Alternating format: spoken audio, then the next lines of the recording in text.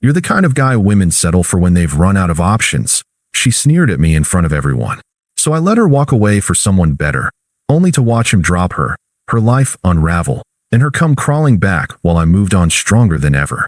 Hey viewers, before we move on to the video, please make sure to subscribe to the channel and hit the like button if you want to see more stories like this. Thanks. I never thought I'd be the guy writing something like this. I always considered myself pretty average, not in a self-pitying way, just stable. I had a steady job, paid my bills on time, went to the gym a couple of times a week, and spent weekends with my girlfriend, Megan. We'd been together for almost 2 years. She was funny, outgoing, and always the center of attention when we were out with friends. I liked that about her, honestly. She had this energy that drew people in, and I was the quieter one who liked to observe. I thought we balanced each other out.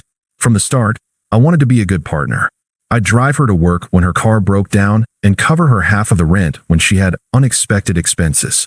I cooked dinners, listened to her vent about her boss, and even canceled a trip with my buddies because she said she didn't want to spend a weekend without me. Looking back, I see how one-sided it was, but at the time, I thought that's what love was supposed to look like. You give, even when it's inconvenient. There were small comments, though, things I brushed off, like when we'd run into her college friends and she'd introduce me with a laugh. "This is Daniel, my safe guy." I'd ask later what she meant, and she'd say, "Oh, don't be so sensitive. It's a joke. You're dependable, and that's a good thing." Or when I'd bring up the future, marriage, kids, buying a house someday, and she'd roll her eyes. "You sound like my dad. Can we just live in the moment?" Those comments stung, but I told myself actions were more important than words. She came home to me every night, right? She said she loved me. That had to count for something. One night, while we were watching Netflix, she casually dropped, "You know, sometimes I wonder what it would have been like if I dated guys who were a little more exciting." I paused the show. "What do you mean by exciting?" She shrugged, not even looking at me. "You know, guys who are spontaneous, who don't just work, cook, and go to the gym. Guys who live a little." I sat there for a second, trying to process it. "So you think I'm boring?" She finally looked at me, her face softening in mock sympathy. "Not boring, just predictable, which isn't a bad thing, it's just safe." I forced a laugh, pretending it didn't cut deep. "Well, I guess someone's got to make sure the bills get paid." She smirked and turned back to the TV. "Exactly. That should have been a red flag, but instead, I told myself she didn't mean it the way it sounded. Megan had a sharp tongue, but she was still here. If she really thought I wasn't good enough, she'd leave, right? I doubled down on trying to prove I was worth it. Picked up extra shifts so we could afford a vacation she wanted. Bought her little surprises, her favorite coffee, flowers, concert tickets. I thought if I just showed her enough love, she'd see how serious I was. And for a while, things seemed fine. She'd kiss me goodbye in the mornings, text me memes during the day, fall asleep on my chest at night. I convinced myself that whatever doubts she had were just passing thoughts. But deep down, there was this unease I couldn't shake. The way she looked at certain guys when we were out. The dismissive way she talked about my career, as if it wasn't impressive enough. The way she lit up when someone else made her laugh, while I got the tired version of her at home. I didn't know it then, but all those little cracks were leading to the moment that would change everything. The moment she said words that would burn into my brain forever. Words that made me realize just how disposable she thought I was. The night it all went down started off like any other. One of Megan's friends was throwing a birthday party at a downtown bar, and she insisted we go. I'm not much of a nightlife guy. Crowded bars, overpriced drinks, shouting to be heard. It's never been my thing. But Megan loved it, and I wanted to make her happy. So I ironed a shirt, put on cologne, and drove us into the city. The second we walked in, she came alive. I watched her float through the room like she owned it. Laughing, hugging, making everyone feel like they'd been waiting all night just for her to show up.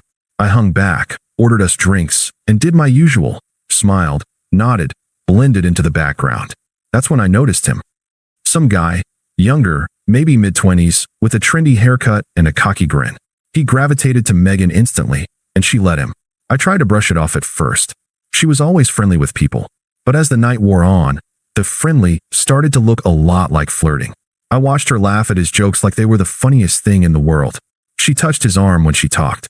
At one point, he leaned in to whisper something in her ear, and instead of pulling away, she giggled.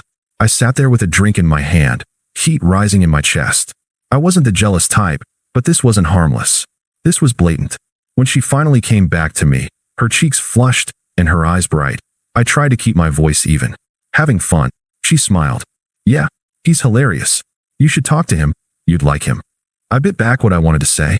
Instead, I waited until we were in the car on the way home. The silence was thick. She scrolled on her phone, humming to herself, like nothing was wrong. Finally, I asked, do you think it's okay to flirt with some random guy all night when your boyfriend's standing right there? She glanced up, eyebrows raised. Flirt? Seriously? I was just talking. Talking doesn't usually involve touching someone's arm every 5 seconds, I said, gripping the steering wheel tighter. She rolled her eyes. You're being dramatic. It was innocent. It didn't look innocent. That's when she sighed, like I was a child throwing a tantrum. Daniel, you're reading too much into it. Not everything has to be a big deal. My jaw clenched. I just don't like being made to feel invisible. She turned to face me fully, and what she said next will stick with me for the rest of my life. With a smirk, she said, invisible? Please, you're fine. Look, you're the kind of guy women settle for when they've run out of options. You're dependable, you're safe, but you're not exciting. Guys like him, they're exciting. That's all it is. I felt the words like a punch in the gut. Settle for? She shrugged like it was nothing. I'm just being honest. Your husband material, one day maybe. But right now, I'm not ready to settle. I don't want to waste my best years playing house with someone predictable. The air in the car went dead quiet. I stared at her, waiting for her to laugh and say she didn't mean it. But she didn't. She just looked at me like she'd said something reasonable. For a moment, 100 things rushed through my head. Anger, humiliation, the urge to argue, to beg, to demand an apology. But instead, something inside me just shut off. I loosened my grip on the wheel and let out a breath. If that's how you see me, I said quietly, then I won't waste your time. She frowned. What's that supposed to mean? It means you don't have to settle. Not with me. Her smirk faltered, but I didn't say another word the rest of the drive. When we got home, I grabbed a blanket and slept on the couch. She didn't bother coming out. That was the night everything changed. The night I realized the person I'd been giving everything to saw me as nothing more than a backup plan. A placeholder until something better came along. And I decided right then that I wouldn't play that role for anyone. The morning after the party, Megan acted like nothing had happened. She breezed into the kitchen in one of my t-shirts, scrolling on her phone with a cup of coffee in hand. Want eggs? She asked, like we hadn't had that conversation in the car. I looked up from the couch, bleary-eyed from barely sleeping. No thanks. She gave me a half shrug, unfazed. Suit yourself. That was it. No apology, no acknowledgement. Just business as usual. Something in me hardened that morning. I realized I'd been waiting for her to realize what she had, to wake up and see I was the guy who stuck around when everyone else bailed. But she didn't care. She didn't see loyalty as valuable. She saw it as boring. So I made a decision. I wasn't going to argue or beg or try to prove her wrong. I was just done.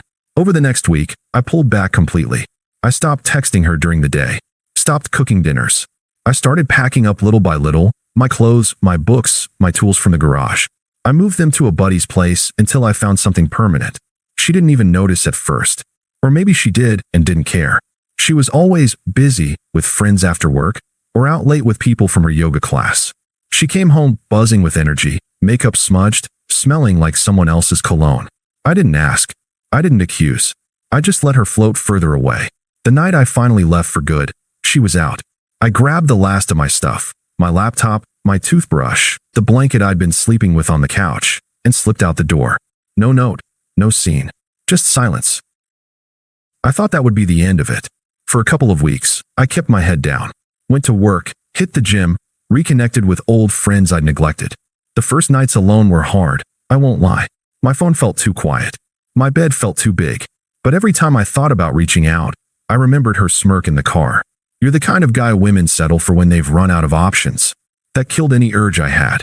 Meanwhile, Megan made sure I saw exactly what she was up to. She started posting pictures of herself with that guy from the party. His arm around her waist, his hand on her thigh. Captions like, living my best life, and finally someone who gets me. Mutual friends sent screenshots. A few even asked me, are you okay, man? I just told them the truth. Yeah, I'm fine. And I was. Because while she was busy broadcasting her upgrade to the world, I was rebuilding mine quietly. I picked up extra projects at work, which led to my boss offering me a lead role on a new client account. I started running again, something I hadn't done in years. I even signed up for a weekend woodworking class, just because it was something I'd always wanted to learn. I wasn't posting about it. I wasn't trying to make anyone jealous. I was just living. And for the first time in months, maybe years, I felt at peace. Then came the first crack in her perfect new life. A mutual friend, one who never took sides, mentioned casually that Megan's new guy wasn't showing up to events with her anymore. He's kind of a flake, she said. Always has a new girl on his arm. Megan looks stressed. I just nodded. Not my problem. But inside, I felt something shift. Not satisfaction exactly, just clarity. The truth was, I didn't need karma to come for her. She was her own karma. And sure enough, the next time I saw her, weeks later, she looked nothing like the glowing, carefree girl from those Instagram posts. Her smile was strained. Her eyes darted when she spotted me across the room at a mutual friend's barbecue. She looked like someone trying to hold a picture together after it had already cracked. I didn't approach her. I didn't say a word. I just kept laughing with my friends, flipping burgers, enjoying the night. That silence, I think, bothered her more than anything I could have said. It didn't take long for the facade to crumble. The guy she'd left me for, Mr. Trendy Haircut from the party, didn't last. Word spread fast through our mutual circle. He was seeing other girls the entire time. He'd never wanted anything serious. Megan had been just another weekend distraction. I found out through a co-worker who'd also been at that party.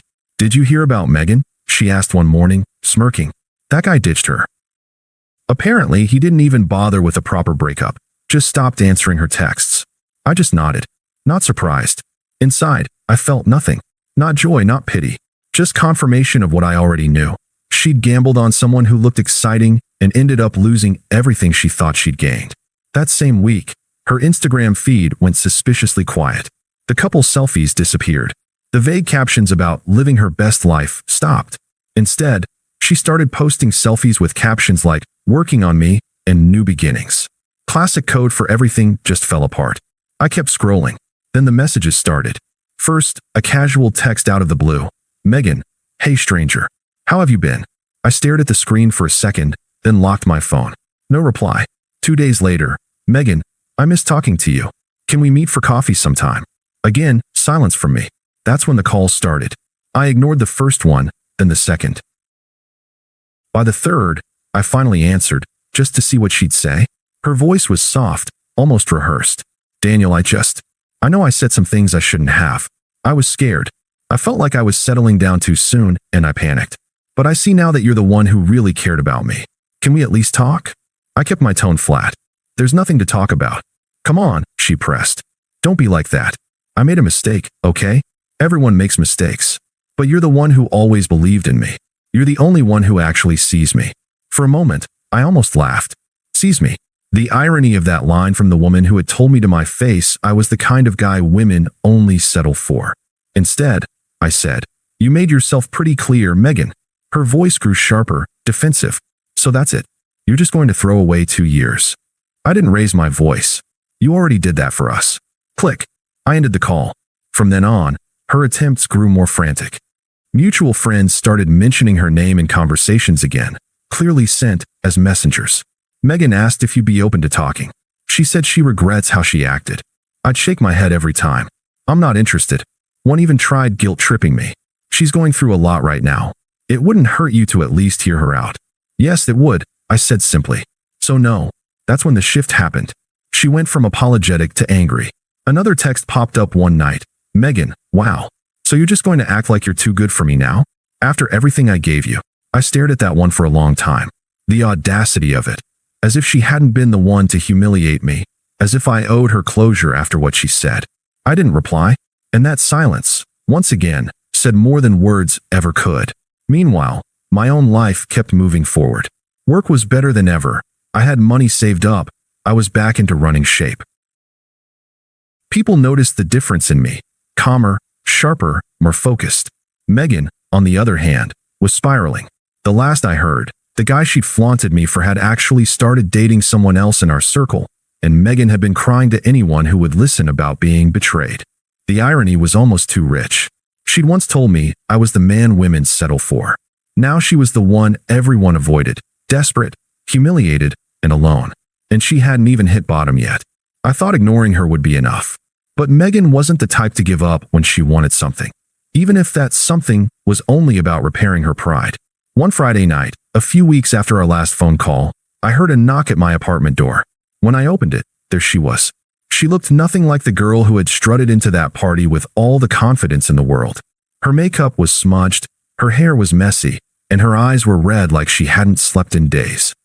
"Daniel," she said softly, like saying my name might unlock some hidden sympathy. "Please, just let me in so we can talk." I didn't move from the doorway. "There's nothing to talk about." Her lip trembled. "Don't do this. Don't act like I didn't mean anything to you. We were together for 2 years. You can't just erase me like that." I kept my voice steady. "You erased yourself when you decided I wasn't enough. Remember? I'm the guy women settle for." She winced like I'd slapped her. "I didn't mean it like that. I was drunk. I was stupid. You meant every word." I cut her off. "That's why it came out so easily." She stepped closer, her hands clasped together like she was praying. "I didn't know what I had until I lost it. Please, Daniel. I'll do anything. I'll prove to you I've changed." That was the moment I realized she didn't want me back. She wanted the safety net I'd always been. She wanted the stability, the comfort, the man who believed in her when no one else did. But she burned that bridge the second she humiliated me. I shook my head. "Megan, this isn't about whether you've changed. It's about respect. And once you told me I was someone you'd only settle for, there was no coming back from that. You don't get to rewrite the story now just because your gamble didn't pay off." Her desperation started curdling into anger again. Her voice rose. "So that's it. You think you're too good for me now? You think some other woman's going to treat you better? No one will care about you the way I did." I almost laughed. "You didn't care about me. You cared about what I could provide for you. Big difference." She stared at me, breathing hard, tears mixing with rage. For a second, I thought she might slap me. Instead, she let out a bitter laugh. "You're going to regret this," she said, voice cracking. "You're going to wake up one day and realize you pushed away the best thing you ever had." I met her eyes without flinching. "No, Megan. I woke up the day you told me exactly what you thought of me. And that's when I realized losing you was the best thing that could have happened." Silence. Her face twisted, like the words physically hurt. She muttered something under her breath, then turned and stormed down the hallway. I shut the door, locked it, and just stood there for a moment, letting the quiet settle back in. And for the first time since that night at the party, I felt completely free. There was no anger left, no lingering heartbreak, just relief. Megan had once tried to define me as the guy women settle for. But the truth was, she had settled for temporary thrills, shallow validation, and cheap excitement. And in the end, it left her with nothing. Me? I had my peace, my dignity, and the future wide open. And that was worth more than anything she could ever offer. Thanks for watching. Make sure to subscribe to the channel and hit the like button. What do you think about this story? Share it in the comments.